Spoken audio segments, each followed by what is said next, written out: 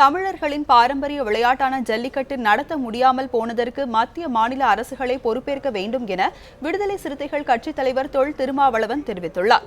சென்னையில் உள்ள தனது கட்சி அலுவலகத்தில் பொங்கல் பண்டிகையை திருமாவளவன் கொண்டாடினார். பின்னர் செய்தியாளர்களுக்கு பேசிய அவர், பொங்கல் விளையாட்டு என்ற பெயரில் ஜல்லிக்கட்டை நடத்தலாம் என்ற மார்க்கண்டேய கட்ஜுவின் யோசனையை தமிழக அரசு பரிசீலித்து நடவடிக்கை எடுக்கலாம் என்று தெரிவித்தார். மேலும் ராஜீவ் கொலை வழக்கு குற்றவாளிகள் 7 பேரையும் விடுவிக்க தமிழக அரசுக்கு அதிகாரம் உள்ளதாகவும் கூறினார்.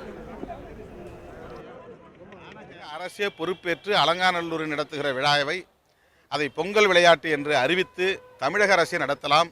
அது எந்த வகையிலும் நீதிமன்ற அவமதிப்புக்குள் வராது. எந்த வகையிலும் அது உச்சநீதிமன்றத்தை அவமதித்ததாக வராது. எனவே பிற இடங்களில் அரசு நடத்தவில்லை, அலங்காநல்லூரில் அரசாங்கம் நடத்துகிறது.